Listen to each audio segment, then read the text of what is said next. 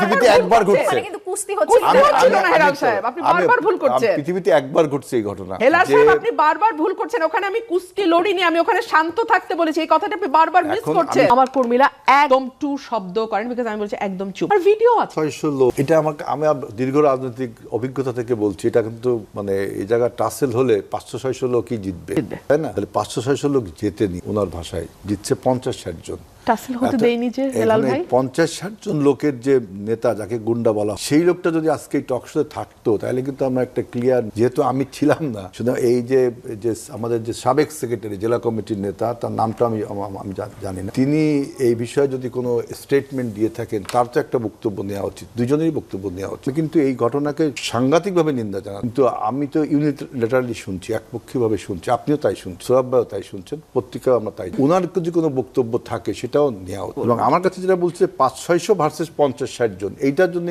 আমার 40 বছরের রাজনৈতিক অভিজ্ঞতায় আমি দেখিনি যে আমরা যদি 500-600 লোক থাকি, 50-60 জন লোক আমাদের উপর আক্রমণ করবে, এইটা কিন্তু আমার কাছে একটু কেমন যেন মনে হচ্ছে। কারণ আমি রাজনীতিতে দেখিনি এরকম। আমরা যখন আওয়ামী লীগের বিরুদ্ধে আন্দোলন করেছি, তখনও যদি আমাদের, আমি আশান্বিত হতাম যদি আজিজুল বাড়ি হেলাল ভাই যদি কিন্তু ছাড়া কথাটি বলতেন। হ্যাঁ, আমি কিন্তু আগেই বলেছি ভয়াবহ ঘটনা ঘটেছে, 50 জনকে ওখানে ফেলে দেওয়া কোনো ব্যাপার ছিল, কিন্তু আমি ধৈর্য ধরতে বলেছি এবং আমার কর্মীরা ধৈর্য ধরে, আমার কর্মীরা একদম টু শব্দ করেন, বিকজ আমি বলছি একদম চুপ। আর ভিডিও আছে, ভিডিও দেখলে এখন কারো মুখের বয়ান শোনার কোনো দরকার, আমার ফুল ছেঁড়া হয়েছে, পাড়ানো হয়েছে, এটার ভিডিও আছে। এখন সরকারি দলে গেলে যদি গণমাধ্যমের দিকে চোখ না থাকে, তাহলে তো এই সরকার নিয়ে খুব আশান্বিত হতে পারছি না। আমি আমার প্রথমে যে বক্তব্য দিয়েছিলাম, হেলাল সাহেব যদি কিন্তু ছাড়া কথা বলতেন, তাহলে আমি বরং কিছুটা আশান্বিত হতাম।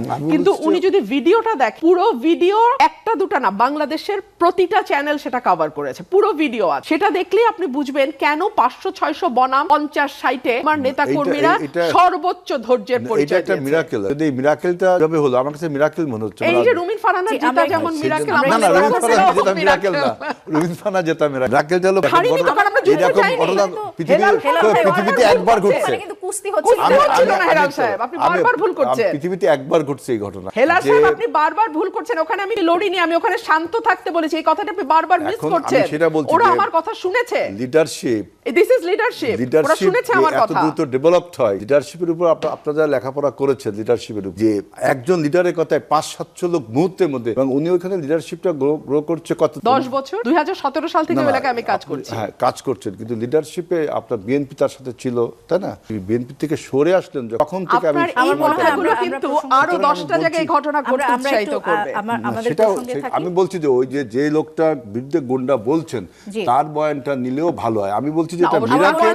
দেখেন, এটা মিরাকেল। এরকম 500-600 ভার্সেস 50 পৃথিবীতে একবার ঘটেছে এরকম। ওখানে কার পক্ষে কতজন ছিলেন আমার মনে হয় এই আলোচনা খুব একটা প্রাসঙ্গিক না। উনি বলছেন এই জন্য এই ঘটনাটি ঘটেছে, বলছেন বলে আমি বলছি যে আমার নেতাকর্মী যদি আমার কন্ট্রোলে না থাকতো, ওই দিন ওখানে ম্যাসাকার হতো, আমি সেটাই বলেছি। এবং এরপরে পুলিশ প্রশাসনের আসলে ভূমিকা কি ছিল সেটি আমরা জানতে চাচ্ছিলাম, যে প্রশাসন এরপরে কি ভূমিকা নিয়েছে।